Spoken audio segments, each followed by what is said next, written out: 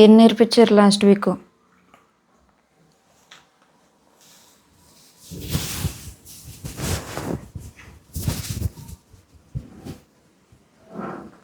సొలొమోను దేవాలయం కడితే, సొలొమోను దేవుని మందిరం కట్టినప్పుడు, పోయిన వారం ఏం చెప్పారంటే, సొలొమోను దేవుని మందిరం కట్టినప్పుడు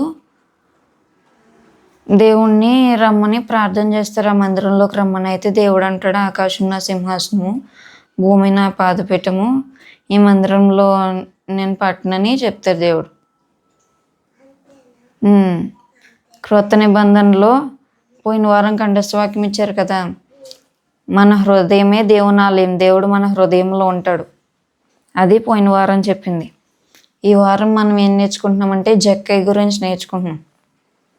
జక్కయ్య ఎవరికి తెలుసు? జక్కయ్య అంటే పేరు ఎప్పుడైనా విన్నారా సండే స్కూల్లో? చర్చిలో ఎప్పుడు వినలేదా జక్కయ్య గురించి? జక్కయ్య అని బైబిల్లో ఒక వ్యక్తి ఉన్నాడు. ఆయన ఎవరంటే సుంకపు గుత్తదారుడు, అంటే ట్యాక్స్ కలెక్టర్. ట్యాక్స్ కలెక్టర్ అంటే ఇప్పుడు డబ్బులు ఎక్కువగా ఉన్న వాళ్ళ దగ్గర ప్రభుత్వము పన్ను వసూలు చేస్తుంది. ట్యాక్స్ కట్టించుకుంటుంది అన్నమాట. ఆ ట్యాక్స్ కట్టించుకునే పని చేస్తూ ఉండేవారు. అయితే ట్యాక్స్ కట్టించుకునే పని చేసేవాళ్ళు మంచిగా చేయాలి కదా, మంచిగా డబ్బులు తీసుకోవాలి, ఎంత తీసుకోవాలో అంతే తీసుకోవాలి, అంతకంటే ఎక్కువ తీసుకోకూడదు. ఎక్కువగా తీసుకుంటే ఏం చేస్తారు? అది పాపం అవుతుంది. అయితే జక్కయ్య ట్యాక్స్ కలెక్టర్ అయ్యుండి జనాల దగ్గర అన్యాయంగా డబ్బులు తీసుకునేవాడంట. మీరు నా వంక చూడాలి, దాని వంక చూడకండి. జక్కయ్య అన్యాయంగా డబ్బులు తీసుకునేవాడంట. అన్యాయంగా ఇప్పుడు 10 రూపాయలు తీసుకోవాల్సిన చోట 20 రూపాయలు, 40 రూపాయలు అలా ఇష్టం వచ్చినట్టుగా డబ్బులు సేకరించి ఆ ధనాన్ని తను దాచుకునేవాడు అన్నమాట. అలా అన్యాయంగా డబ్బు సంపాదించాడు. జనాల దగ్గర జక్కయ్య గురించి చెడ్డ పేరు వచ్చింది. జక్కయ్య మంచివాడు కాదు అని జనాలు ముద్ర వేశారన్నమాట జక్కయ్య. నా వంక చూడండి. జక్కయ్య అలా చేస్తున్నప్పుడు ఒకరోజు యేసు ప్రభు వాళ్ళు ఊరు వచ్చాడంట.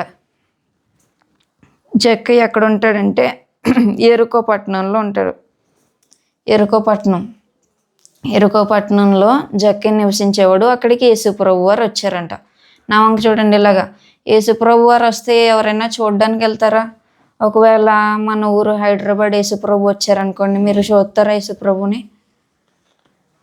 ఇలాగ ఆశ్చర్య. యేసు ప్రభు మన ఊరు వచ్చారనుకోండి, మీరు చూడడానికి వెళ్తారా? అలాగే జక్కయ్య కూడా యేసు ప్రభు చూడాలని, యేసు ప్రభు ఎలా ఉంటారో ఆయన చూడాలని ఆతురతో బయలుదేరతాడు. కానీ చాలామంది జనం ఉంటారు. చాలామంది జనము ఉండడం వల్ల జక్కయ్య ఏమో పొట్టివాడంట. జక్కయ్య చాలా చిన్నగా, మీకులాగా ఇంకా చిన్నపిల్లల్లాగా చాలా పొట్టిగా ఉండేవాడంట.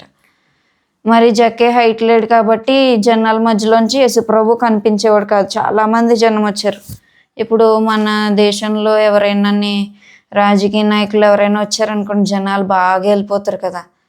మరి యేసుప్రభు వచ్చినప్పుడు కూడా ఆ కాలంలో ఎక్కడ యేసుప్రభు వెళ్తే అక్కడికి చాలామంది జనము గుంపులుగా వెళ్ళిపోయేవారు అన్నమాట. అలాగా యేసుప్రభుని చూద్దామని జక్కయ్య వెళ్ళేసరికి, చాలామంది జనం ఉండేసరికి జక్కయ్య ఏం చేస్తాడంటే ఒక మేడి చెట్టు ఎక్కుతాడంట. మేడి చెట్టు ఎక్కి ఆ చెట్టు కొమ్మల పైనుంచి యేసుప్రభుని చూద్దామని మేడి చెట్టు ఎక్కుతాడు.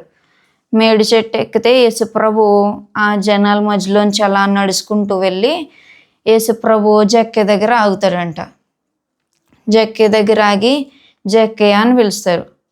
జక్కయ్యకి యేసుప్రభు ఎవరో తెలుసా తెలీదా చెప్పండి? జక్కయ్యకి తెలియదు యేసుప్రభు అంటే ఎవరు?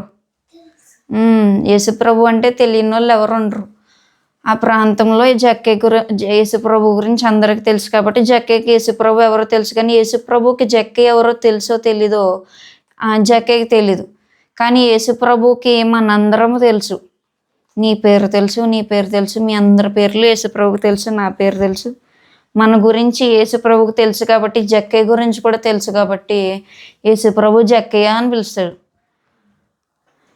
జక్కయ్య అని పిలిస్తే ఏమవుతుంది? జక్కయ్య జక్కయ్యకి ఆశ్చర్యం కలుగుతుంది.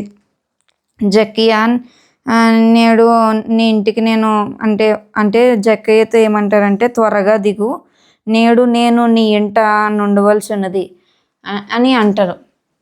జక్కయ్య తొందరగా దిగు, నేను నీ ఇంటికి రావాలి, ఇప్పుడు నేను నీ ఇంటికి వస్తాను అని అంటారు. జక్కయ్య ఎంత సంతోషంగా ఉంటుంది. మీరు చెప్పండి, యేసుప్రభు మీ ఇంటికి వస్తే మీకు సంతోషమా కాదా?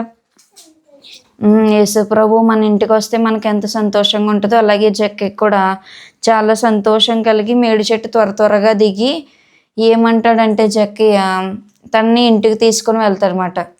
యేసుప్రభుని ఇంటికి తీసుకొని వెళ్ళి యేసుప్రభు ఏమీ మాట్లాడకుండానే జక్కయ్య తన పాపములన్నీ ఒప్పుకుంటాడంట.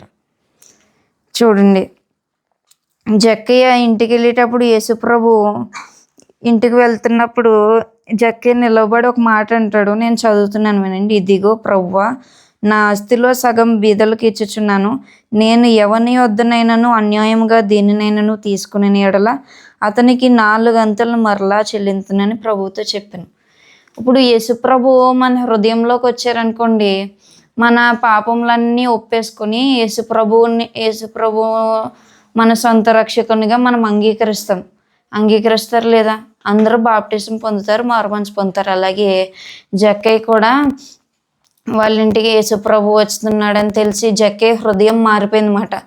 జక్కయ్యని యేసుప్రభు నువ్వు ఈ తప్పు చేసావు అని అనకముందే యేసుప్రభు తన హృదయాన్ని ఎరిగి ఉన్నాడని, తన పేరే చెప్పాడంటే తన గురించి అంతా తెలుసని జక్కయ్యకి అర్థమయ్యి జక్కయ్య ఏమంటాడంటే, నేను నా ఆస్తిలో సగం బీదలకి ఇస్తాను. నేను ఎవరి యొద్ద అన్యాయంగా తీసుకున్నాను. ఇప్పుడు ట్యాక్స్ కలెక్టర్ అంటే అన్యాయంగా డబ్బులు తీసుకున్నాడని చెప్పుకున్నాం కదా. అన్యాయంగా ఎవరి దగ్గర అయితే డబ్బులు తీసుకున్నానో వాళ్ళకి 4 అంతలు అంటే 4 times, అంటే 1 into 4. ఒకళ్ళ దగ్గర ₹1 తీసుకున్నారనుకోండి, వాళ్ళకి 4 rupees ఇస్తాను అన్నట్టుగా 4 అంతలు చెల్లిస్తాను అని చెప్తాడనమాట. అప్పుడు జక్కయ్య ఇంకా మారుమనసు పొందినట్టే కదా. ఫస్ట్ జక్కయ్య ఇంటికి యేసుప్రభు వెళ్తుంటే చాలామంది సనుక్కున్నారు. ఏంటి యేసుప్రభు ఈ జక్కయ్య ఇంటికి వెళ్తున్నారు, ఈ జక్కయ్య మంచోడు కాదు కదా, యేసుప్రభు ఏంటి ఇతని ఇంటికి వెళ్తున్నారని చాలామంది సనుక్కుంటారు లేదా ఎవరైనా మంచోళ్ళ ఇంటికి వెళ్ళకపోతే. మీరు ఇప్పుడు చెడ్డ ఫ్రెండ్స్ ఇంటికైనా వెళ్తారా? ఎవరైనా మంచోళ్ళు కానీ ఫ్రెండ్స్ ఇంటికి వెళ్తే వాళ్ళ ఇంటికి వెళ్ళొద్దని పేరెంట్స్ చెప్తారు. కానీ యేసుప్రభు జక్కయ్య ఇంటికి వెళ్ళారు, ఎందుకంటే జక్కయ్య మారుమనసు పొందాడు. యేసుప్రభు అంటారు, నేడు ఈ ఇంటికి రక్షణ వచ్చి ఉన్నది అని చెప్తాడు. రక్షణ అంటే ఏంటి? యేసుప్రభుని తన సొంత రక్షకునిగా అంగీకరించినప్పుడు దేవుడు రక్షణ అనుగ్రహిస్తాడు. రక్షణ అనేది ఒక బహుమానం. అప్పుడు యేసుప్రభు అంటాడు, నేడు ఇంటికి రక్షణ వచ్చింది, నశించిన దానిని వెదకి రక్షించడానికి నేను ఈ లోకానికి వచ్చాను అని యేసుప్రభు చెప్తారు. అదే ఈరోజు మీకు కంఠస్థవాక్యం. చెప్పండి, నశించిన దానిని వెదకి రక్షించుటకు మనుష్య కుమారుడు వచ్చెనని అతనితో చెప్పెను. మనం కూడా యేసయ్యని మన సొంత రక్షకునిగా అంగీకరించామనుకోండి, జక్కయ్యలాగా మన హృదయం అంతా కూడా మనలో ఉన్న చెడు స్వభావము, అబద్ధాలు ఆడడము, లేదంటే దొంగతనాలు చేయడము, ఎదుటి వాళ్ళని మోసం చేయడము, ఇవన్నీ తొలగిపోయి మనం కూడా రక్షించబడతాం జక్కయ్య వలె. జక్కయ్య ఏ విధంగా అయితే అన్యాయంగా ఎదుటి వాళ్ళ దగ్గర డబ్బులు తీసుకొని ఎదుటి వాళ్ళ దగ్గర అన్యాయంగా సొమ్ము తీసుకొని అన్యాయంగా జీవించాడు, కానీ యేసుప్రభు వచ్చినప్పుడు ఏ విధంగా అయితే తను రక్షించబడి తన పాపంలో ఒప్పుకొని ఎవరి దగ్గర అయితే అన్యాయంగా తీసుకున్న వాళ్ళ దగ్గర అన్యాయంగా తీసుకున్న వాళ్ళ దగ్గర 4 ఇంతలు చెల్లించి రక్షించబడ్డారు. మనం కూడా అలాగే మన హృదయంలో దేవుని చేర్చుకున్నాం అనుకోండి, మన హృదయం కూడా దేవుని ఆలయమై జక్కయ్య వల్లే సంతోషంగా ఉంటాం. మనం కూడా యేసుప్రభు చెప్పారు కదా, జక్కయ్య ఇంటికి రక్షణ వచ్చిందని. మీకు కూడా రక్షణ కావాలా వద్దా? యేసయ్య బిడ్డలుగా మీరు అవ్వాలంటే ఏం చేయాలి? మారుమనసు పొందాలి. యేసయ్య బిడ్డలుగా మీరు చేర్చబడాలంటే ముందు మారుమనసు పొందాలి. మీరు ఆడే అబద్ధాలు, మీరు చెప్పే అబద్ధాలు, లేదంటే పక్క వాళ్ళ దగ్గర నుంచి లాక్కోవడం, కొట్టడం, గిల్లడం, లేదా దొంగతనం చేయడం, తల్లిదండ్రుల మాట వినకపోవడం, ఇవన్నీ పాపాలు. వీటన్నిటినీ మనం ఒప్పుకున్నాం అనుకోండి, అప్పుడు యేసయ్య మన హృదయం అనే ఆలయంలోకి వస్తాడు. జక్కయ్య వల్లే మనం కూడా సంతోషంగా ఉంటాం. సరేనా? కంఠస్వాక్యం నేర్చుకోండి.